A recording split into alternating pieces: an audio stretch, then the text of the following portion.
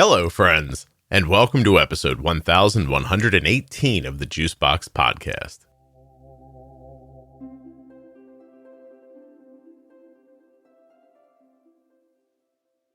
Welcome back to the fifth episode of the Grand Rounds series. Of course, Grand Rounds is Jenny Smith and myself talking directly to doctors about what you need. And today's episode is about pregnancy. Nothing you hear on the Juicebox Podcast should be considered advice, medical or otherwise. Always consult a physician before making any changes to your healthcare plan. If you're looking for community around type 1 diabetes, check out the Juicebox Podcast private Facebook group, Juicebox Podcast, Type 1 Diabetes. But everybody is welcome. Type 1, Type 2, gestational, loved ones, it doesn't matter to me. If you're impacted by diabetes and you're looking for support, comfort, or community, check out Juicebox Podcast, Type 1 Diabetes on Facebook. When you place your first order for AG1 with my link, you'll get 5 free travel packs and a free year supply of vitamin D. drinkag1.com/juicebox. If you're not already subscribed or following in your favorite audio app, please take the time now to do that. It really helps the show.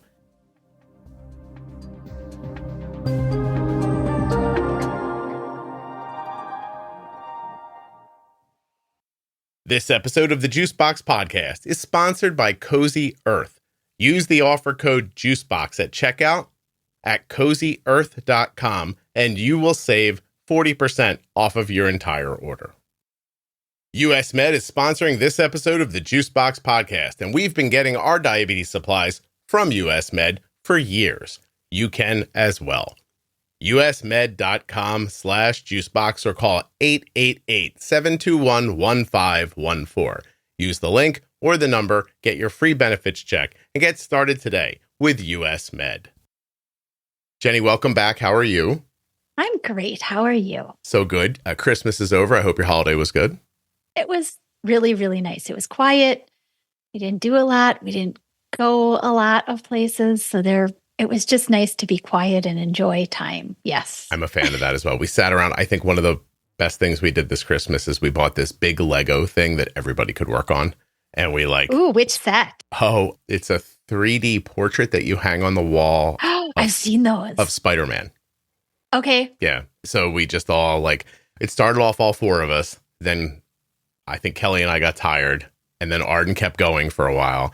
And then the next day I saw Cole come back into it. Arden was the one that was really focused on it, though. She sat down and she really hammered through it. And it's all done now. And now I'm like, we have to hang it up somewhere. So yeah, they started bringing those out quite a while ago. I remember my father-in-law really, really, really likes Marilyn Monroe.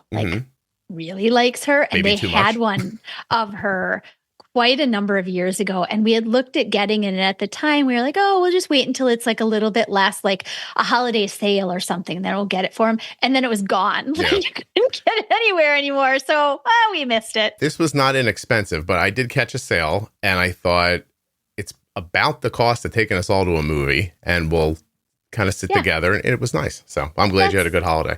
Yeah, we did. Thank you. Of course. And it's almost the end of the year. This is it. It's December 29th. Yeah. Yeah, we're making a Grand Rounds episode today instead of doing whatever it is we usually do at the end of the year. Usually we just sit around and chit-chat. But this year we're gonna put some effort into these series, which I'm very excited about, actually. As you and I are recording the 8th or 9th episode of it today, the very first episode of it actually goes up in a couple days on January 2nd. So yay! Yeah, I'm excited for people to hear it. Today I thought we could talk about pregnancy. Cool. Now, this is a topic that when we asked the audience about it, to be honest, not much came back from them. Oh. But of course, you were very passionate about it when we were putting the list together. For people who don't know, Jenny co-wrote a book about pregnancy with type 1 diabetes called... Yes, it's called Pregnancy with Type 1 Diabetes, your month-to-month management. Your month-to-month blood glucose management. Yes. Jenny put her sales voice on there. She's like, well, hello. It's important because not only does it present a number of issues along the way, trimester to trimester, and after giving birth and through the postpartum time, but I think that from a human perspective, a lot of young women who are diagnosed, young women that I've spoken to who are diagnosed prior to the years where they want to have children spend a lot of time thinking that they can't have kids or that it's not going to work out well for them or it won't be a healthy experience.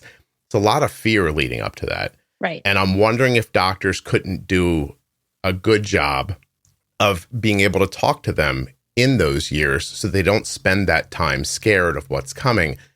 So maybe let's start there. Let's talk about what doctors should be saying to young type 1s or, anybody at all really who might be thinking about having a baby one day that can give them some comfort and guidance and maybe start getting themselves together in their mind to think that this is doable, because it is. It is, absolutely. And I think you're considering it from the right starting point. Any young woman who has started monthly menstruation, right, or monthly period, should be told what could potentially come from now having a monthly cycle, right? Pregnancy is a potential.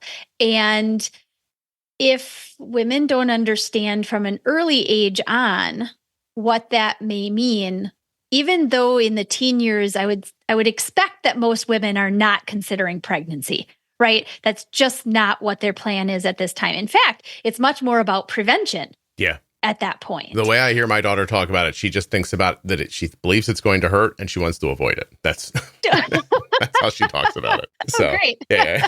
Well, hopefully somebody teaches her that that's not really the truth. But, but yeah, the teen years are when to start that discussion of, even if it is in a preventative way, it's know that if a pregnancy happens, whether it's unwanted or, unplanned, I should say, not necessarily unwanted, unplanned, or it's later on planned and something you definitely desire, your glucose management is going to shift. Mm-hmm. It's going to need to change. Your targets are going to change. Understanding how to navigate insulin management and everything else within that time period becomes tighter and kind of just much more controlled overall.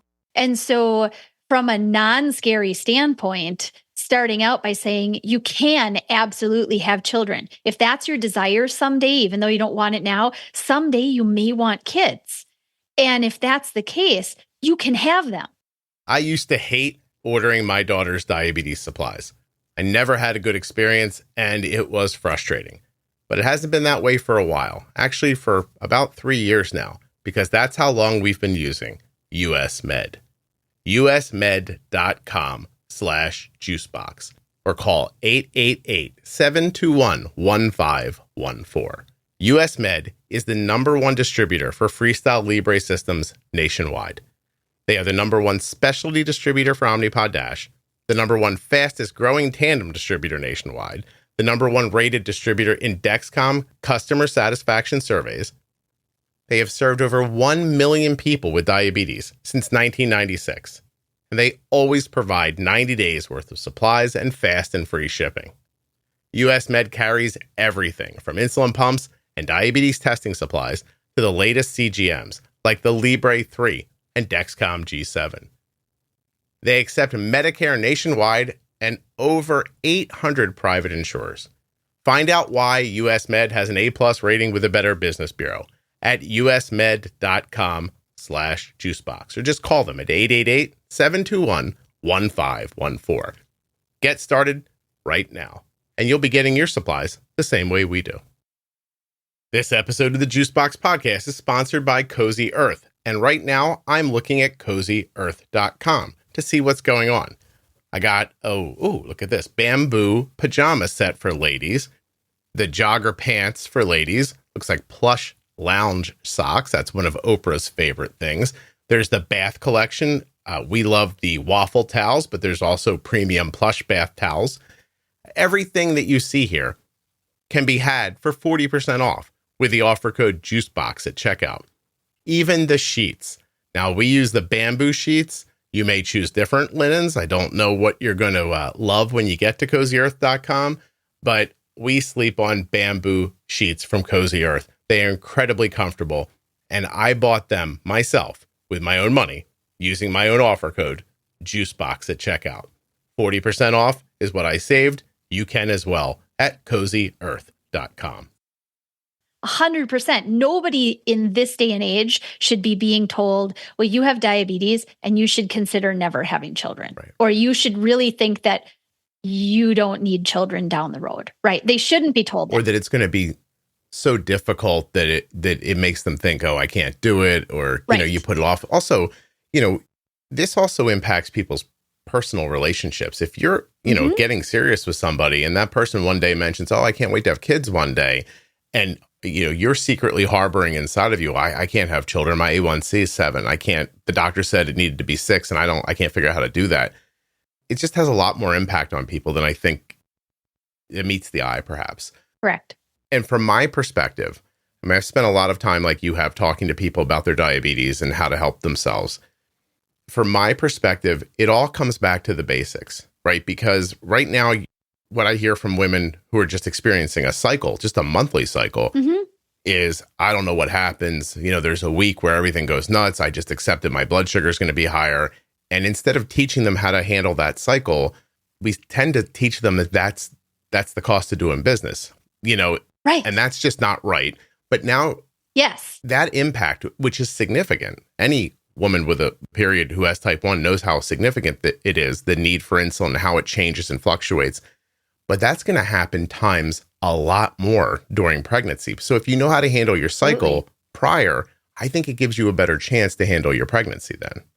It does. Yeah. Absolutely. It also sets you up with the idea, anybody who's going to a gynecologist for just, the yearly checkups and all those kinds of things, that's honestly outside of endocrine bringing up this topic, especially from a female perspective.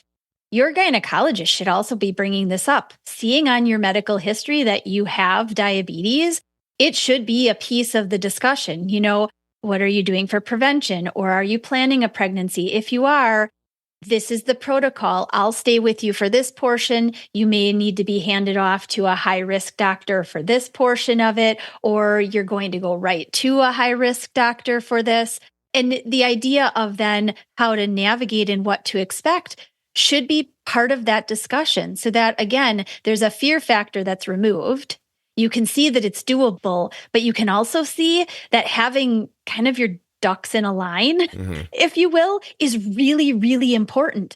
Pre-pregnancy, that preconception time is so valuable once you are pregnant. I usually, when I get to start with somebody, I hope that I get the preconception time so that we have, 1 to even 3 months to work on, as you said, getting things all in order. Getting bolus timing, getting meals that are working really well, understanding exercise, insulin dosing and timing and all of that. Once you know that, yes, it will change in pregnancy. Yes, it'll change a lot in the early weeks of pregnancy because hormones shift considerably to keep that pregnancy viable. Right. And if you know that ahead of time, you're not going to be so surprised. Yeah. If you're planning a pregnancy, you also won't be surprised with what's happening because you'll know to watch for it, right? I think the diabetes tools are universal. Yes. And it's funny, like Jenny and I were talking before we started recording, and it's about something different, but this came up. Managing insulin is a lot about pre-bolusing meals, having your settings right, knowing how to react if something goes wrong, not staring at a high blood sugar. Like, these are just kind of basics that if you go through the pro tip series, you'll understand. And then after that, you apply them in different situations. And I really do think that one of the variables that exists for diabetes is pregnancy. Yes. It's not this like separate thing off to the side. Like, oh, if you have type 1 diabetes, this is your life. But if you get pregnant, it's a new thing. It's the same thing with swifter moving, harder impacting variables. Like, I think that's it, right? But if you have the tools to react and the knowledge to say, oh my gosh, all of a sudden my food seems to need more insulin, or my, I don't know, my standing blood sugar, my basal doesn't seem to be working anymore to hold me somewhere away from food. Right. I need to react and do something. Correct. And it's going to, like Jenny said, with these hormonal impacts, it comes hard. And sometimes, by the way, it takes it away as quickly as it gives it to you, right? So this isn't all about more insulin. This could be at times where you have to back your insulin down. you can't be waiting 3 days or until the doctor calls back or whatnot. Like when you start having these impacts, you need to react. And Right. I mean, Jenny, to put an emphasis on the point, what's the increase you can see in the amount of insulin that some women need during certain points of pregnancy? I'm trying to paint a picture of what how much it can go up. Yeah, and in overall, again, we kind of think about pregnancy insulin management or insulin dose changes. It's kind of like a long duration variable. So it's a great kind of way to describe it. It's like a marathon, right? It's not this little sprint that you get through and you take care of it and the next day is all better, right? Mm-hmm. Things shift and change. We look at variables and then we say, okay, over the course of a whole pregnancy, women's need for insulin can double or even triple, depending on what their preconception dose looked like and what variables that are healthy lifestyle variables that they keep in the place. If you remain active, if you know your insulin dose timing, if you pay attention to the changes that you're seeing. And we usually say in pregnancy, a trend over about 2, no more than 3 days suggests a shift that's needed in a setting. It's not a variable. It's a setting that needs to be changed. So we change much more swiftly than many other times of life. Maybe you'll leave it a couple more days outside of pregnancy. But yeah, doubling, tripling insulin needs, especially, by third trimester, by about 30 plus weeks up until about 36 weeks or so, that's the heaviest amount of insulin that you're going to see. Mm-hmm. Changes in insulin dosing on about a weekly basis, 10% more basal adjustments to bolus timing. I mean, by about 30 weeks, your pre-bolus time could be upwards of about 45 minutes. Right. So we're thinking well ahead of the meal.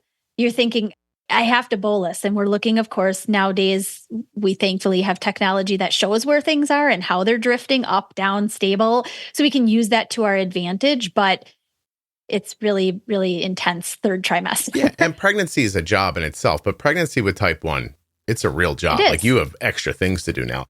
And in a world where doctors don't often give autonomy to the patients, right? They'll tell them things like, well, next time you come in, we'll adjust that, or call me first. That scares people. Then people can't make adjustments. So in a world where they're not even able to turn a dial for 10% more or 10% less because they feel like they don't have the ability to. Seriously, the wording that comes from people all the time is, I'm afraid I'm going to get yelled at. I can't move my insulin because my doctor will be mad at me. Can you imagine? My doctor told me if I change my settings, they'll drop me. Right. Right. So you're taking away people's ability to read and react and see what's going on. Mm-hmm. A lot of them don't have that to begin with. Now you're putting them in a position that Jenny just described where their insulin needs are going to go up maybe weekly. And then once it really hits in that third trimester, I've heard women tell me meals that took 3 units took 9 units. Yes. Right. If you can't make the leap to go up 10% in your basal without asking somebody, where are you going to get the nerve to bolus 9 units for something you think, historically has taken 3? You can't make that decision on your own. Right. So I think that it's more about, I don't think we can't help people who have become pregnant, right? Like I know I've heard plenty of stories of people like, hey, I got pregnant. I didn't mean to. My A1C was 8 and I snapped myself together and I got it down and I did what I needed to do. But often those stories are followed by then the baby came and my A1C went back up again. Right. Yes, she got through the pregnancy and good for the baby, but the baby's counting on the mom for a whole lifetime. So correct. Why don't we do some things that help her throughout her life, not just for 9 months? That's why I think that doctors need to hear this so that they can be pre-planning and laying this groundwork. And by the way, here's the big secret. We're not saying anything here you shouldn't be saying to a man either, because all we're telling you is they need to understand their diabetes and how to react to it and how to make good decisions and how to see things and go, ooh, I know what that means. I need more. I need less. Right. That's what they need. They need autonomy. And on a broad scale, what they also need kind of talking about here is really a care team. Again, when I get the chance to work with somebody prior to conception, a big emphasis is, who is your care team? who do you know is in your corner?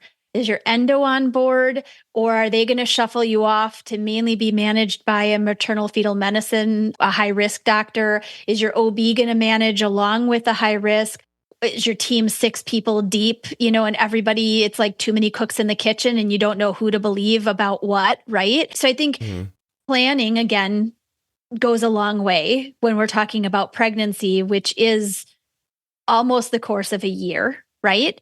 And a care team that doesn't slap hands, that you say, I've made these adjustments, you let them know, because that's also very important for you to tell them what you've done so that they can acknowledge and say, okay, I would have suggested that. It looks like they did that already. Great. We'll go from here. Right. So you have to be on a team, and you all have to have even jobs on the team.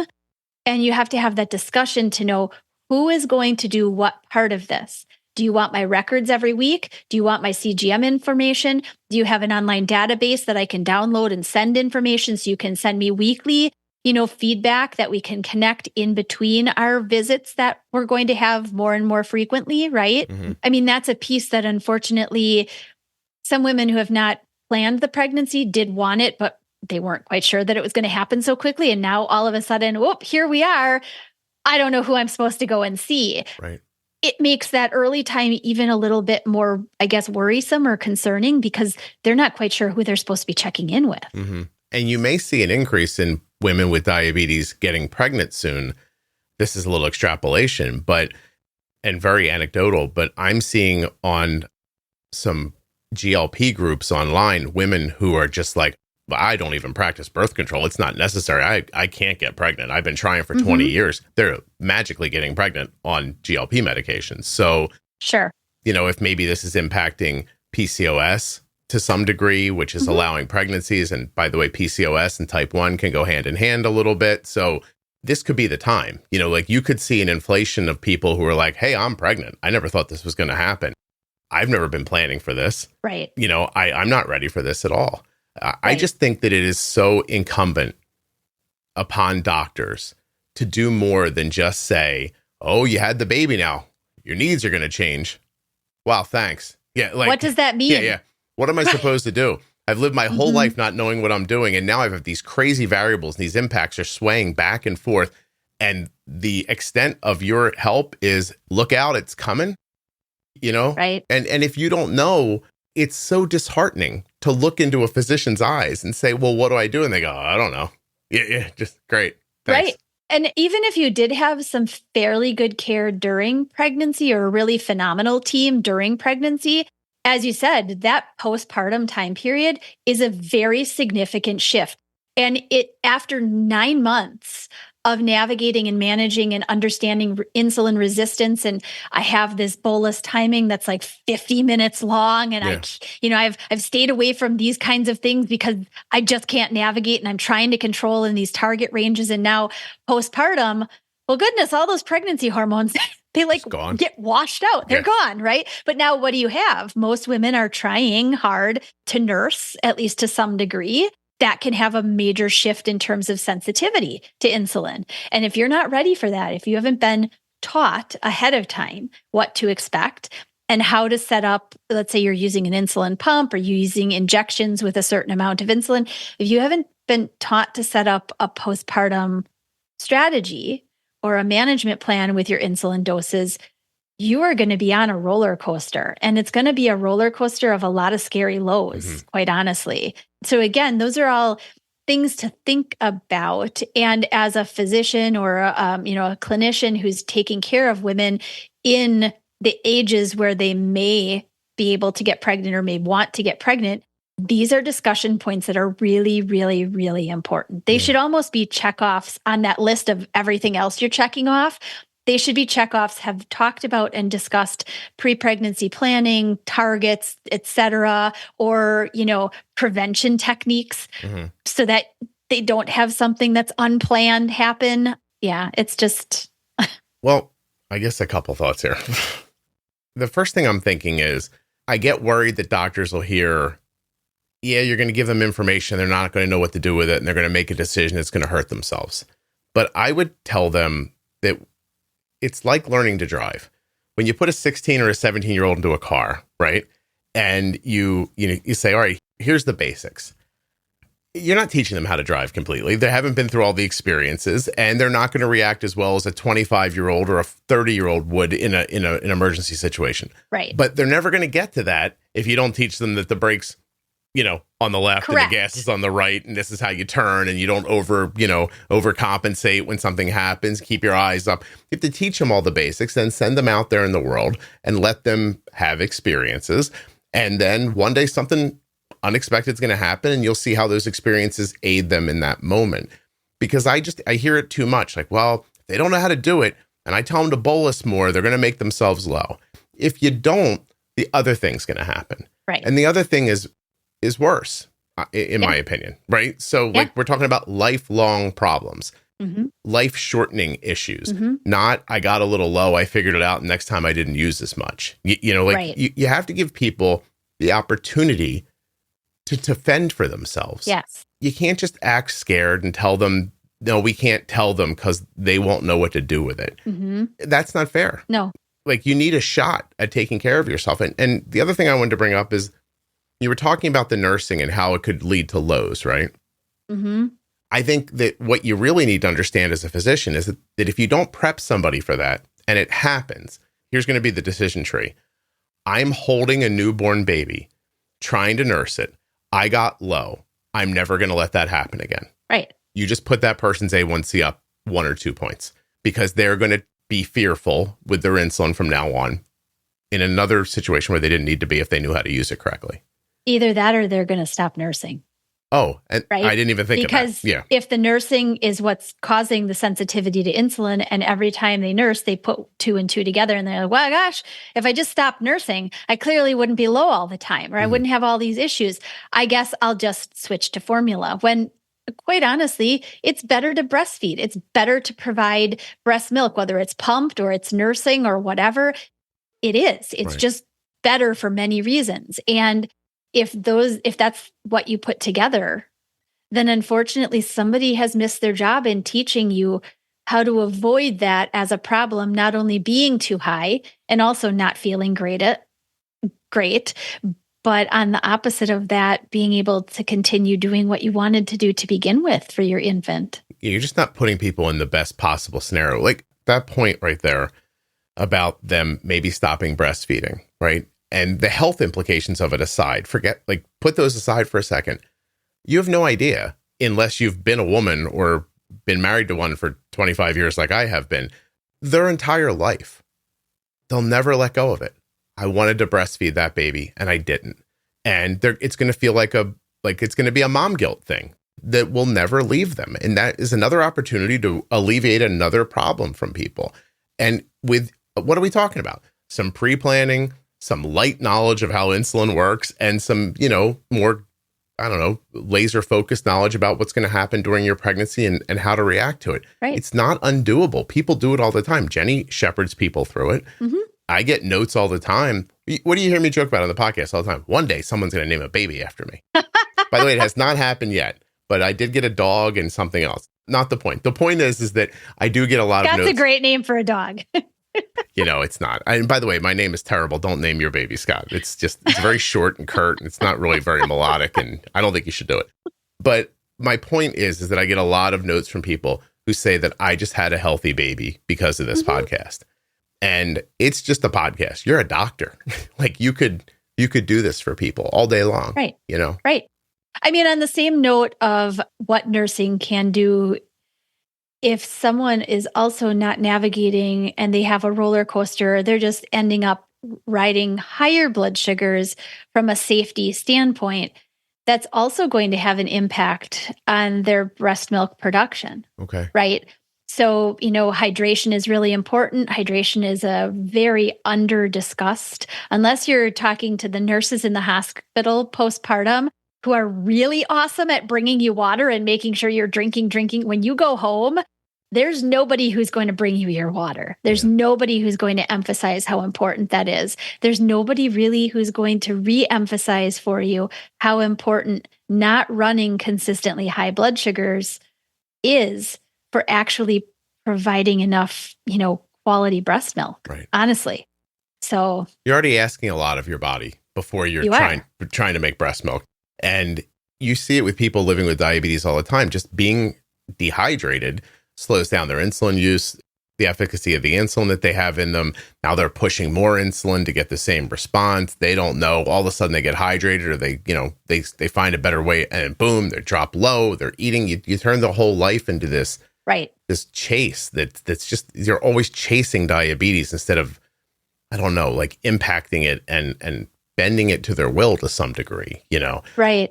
Especially with CGMs, Right. all of this is just so imminently possible. And if you're helping a person who's pregnant, you don't have them on a CGM, I mean, you've made a mistake, so. Correct.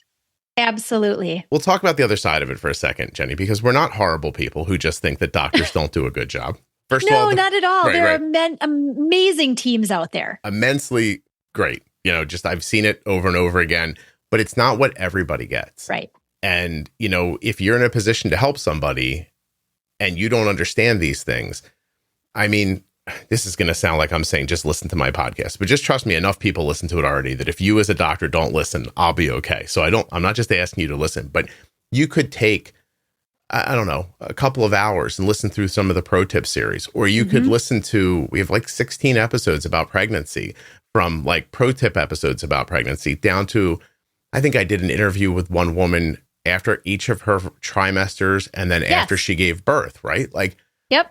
Somebody said, it felt like my insulin needs changed as soon as I delivered the placenta. Mm. And I thought, oh, that's so interesting. Who would think about that? She's like, that placenta came out and I was turning down my basal and heading back normal. I've heard other people say it took days for my insulin needs to change, like anywhere in between, but at least to look for it. I mean, this whole like discussion here is really the reason that, we're emphasizing to the clinician's benefit to provide education, provide information, to provide a start so that somebody doesn't feel so lost through what is a fairly long amount of time, in terms of a developing baby, right? Mm. I mean, it's the reason that I put together the book that I did with my co-author, because quite honestly, there wasn't anything. I mean, I went through my 2 pregnancies, my first one especially, looking up, researching, doing a lot of ahead of time work to know what I was getting into and to know how I could expect. But where was that information coming from? Like research articles. It wasn't like a pamphlet online that is like, this is what you should expect. So you're pregnant. Great. Yeah. Right. So yeah, well, that's how the podcast became what it is, right? I'm just one day thinking like, how do I help my daughter? And then you just pull information together, you put it into practice, it works, you keep what works, you get rid of what doesn't. And then from there, it's about how to communicate it, which is what this is about. Like, I don't know something about diabetes that you can't go read somewhere. I'm not a magic person who understands something that the rest of you don't get to know. Right. I do understand this stuff. I do know how to implement it. But the thing I think I'm good at is describing it to other people.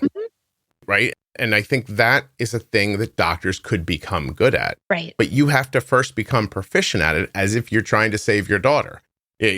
Or as if you're Jenny and you're pregnant and you're like, I don't know what to do. I need to figure this out, right? Like, you have to put yourself in their position while you're collecting the data and feeling the importance of it. Right. And then you learn how to talk to people about it. And the only way you're going to learn is the same way those people are going to learn how to use insulin. You got to start. And maybe you'll screw it up at first.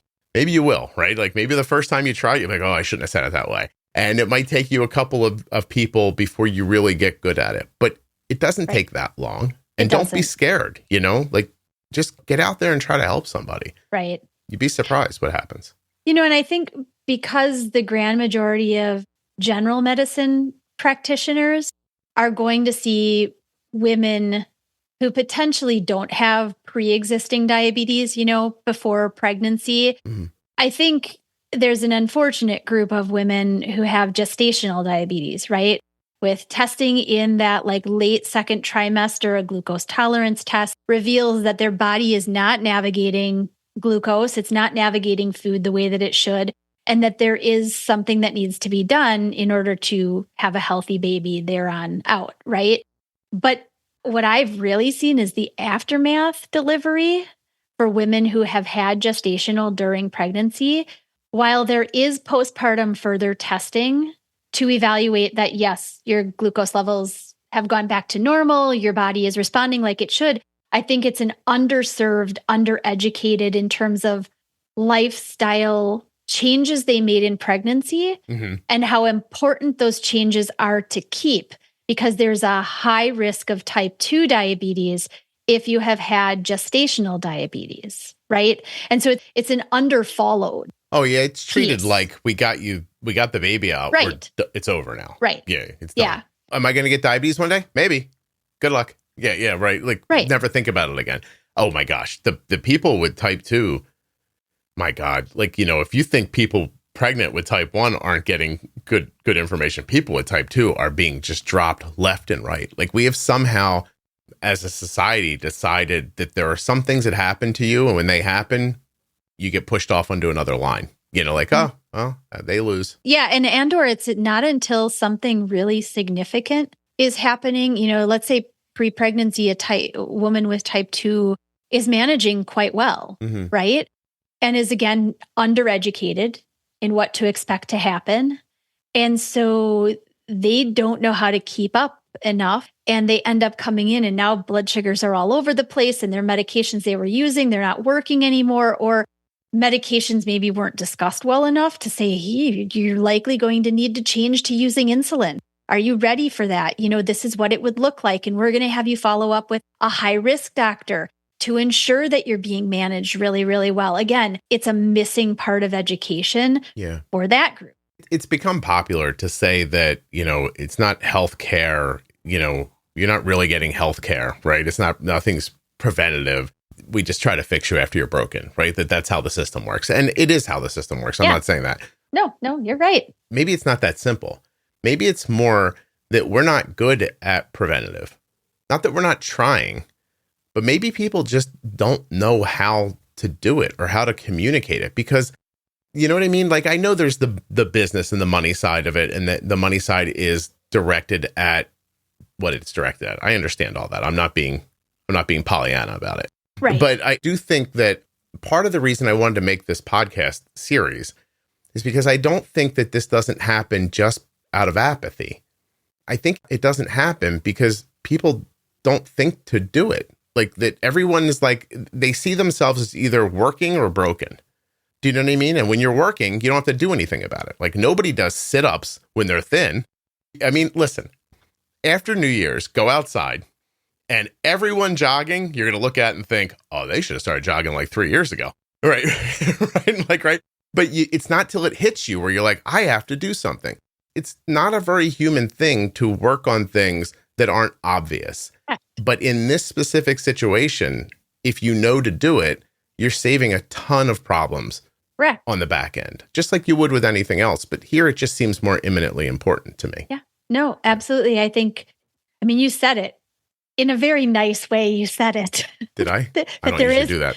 That there is no preventative medicine. And the reason for that, right? There's no money in it. Yeah. There's no, there's no way to delicately say there's no money in preventative medicine. Right. If you've got somebody coming in who's really healthy because you've told them this, and this in terms of lifestyle, and yes, these vitamins, no, you don't need this, eat carrots, whatever it is, that's a one visit. And you know what? Maybe they're going to go off on healthy life for the next 5 years because never come back. You taught them to be healthy. That's awesome. That's how our healthcare system should work, but it doesn't make money. Yeah, it's a shame. I mean, honestly, I understand how it happens and what the cycle is that brings us to that. And then once you get into that cycle, it holds us in that cycle. Like that, I all get. Yeah. I get all that. So maybe this is the part of the conversation for the patients where I'm telling you, if you just go listen to the Pro Tip series, then when you get pregnant, you should probably be able to do this no trouble. Right. And I do honestly believe that. I don't think that the podcast is magical. I don't think that the information in it is magical. I just think that it's being communicated in a way that is digestible for you, understandable, and will put you in a position to make good decisions. Right. And I think that really is the key to this, because as much as I'm hoping that doctors figure it out and that people listen to this and go, oh, I am going to do that, I'm more certain that you're probably going to run into a doctor that helps you, yes or no. It's going to be a coin flip. And you're not going to know the difference when it happens. Mm-hmm. That really is the biggest trouble, is that you're not going to know if you got a good one or not a good one until it's a little too late. By the way, marriage is like that too. Well, it all starts with consideration. Well, Jenny, I could explain to you how not to do that too, but it just would take too much time. But listen, if you want a good life, you do the work first. Right. That's it. You do the work first, and then the rest is easy. And whether it's pregnancy or marriage or being a doctor, I mean, we're not really saying anything that difficult here to understand. No, this is not rocket science. We've said, I don't know how many times we've said that. This is not rocket science. Effort up front, everything else gets easier. That's all. So I know not everybody's going to make a baby on purpose, or, and that doesn't make your pregnancy invalid, obviously, or that the love you're going to have invalid. But if you're running around with an 8A1C and you're a woman who could at any point be pregnant, I'm going to tell you that this podcast is full of stories from women who were in that situation. And when you hear them tell that story, what you're going to hear them say at some point is, I wish I would have learned how to do this sooner. Yes. I just don't want you all to be in the position where you're always saying, I wish I would have. Instead, you could say, you know what I did? I learned about this thing that really impacts my life, and it made my whole life better. Right. That's what I'm hoping for. And if you learn it the way that it's presented, and again, digestible, right? Bits and pieces that you can take, you can apply based on what you see happening long term in that postpartum time period, you're going to stick with what you know because of the fact that you had been applying it already. So it's not going to get all thrown out the window because, it's all over now and I can just go back to completely forgetting everything that I've learned. You're more likely to continue it, especially if you plan to have another child someday, right? You don't want to start out from ground zero all over again. You might as well continue with what you know and keep things in a range that long-term is going to keep you healthy, whether you have kids or not. Yeah. That happens for some people. And then for other people, they fall into that trap where everything gets slotted above. It's the baby first, and then things that affect the baby. And then the next thing you know, you're not even thinking about yourself till 20 steps down on your list. Right. And when you have diabetes, that can't happen. No. So if that's mom guilt, I don't know what does that, right? What makes you, although I was a stay-at-home dad for 20 years, I was the one, I'd make food and then eat what was left. You know what I mean? I was you fed your family first and then you took the scraps, right? Yeah, and you think nothing of it while you're doing it. As a matter of fact, you feel kind of, I don't know what the word is, but you feel good about it almost. Like I put people before me. It can't be like that with your diabetes. I tell my daughter all of the time, you are first. I don't care in what scenario in life. If you're out driving with your friends, if you're off at college, if you've met a boy, if you're just living your life sitting around the house, it's diabetes, then anything else you want to put after that. We cannot ignore the diabetes first because it will ruin everything else if we ignore it. Right. Absolutely.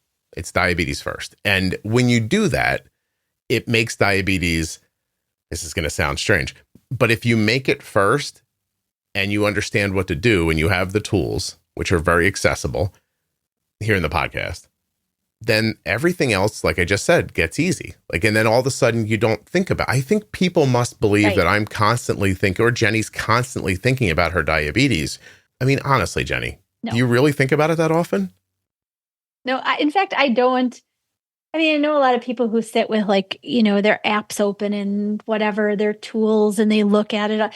Unless my thing makes noises at me for some reason. It's 3:00 in the afternoon. I haven't looked at Arden's blood sugar today. Right. Unless it's making noises at me or, my pod is decided to give the death toll, the ee for some strange reason. Oops. Clearly then I address something, but yeah, I mean, I try really hard because I know what I am doing.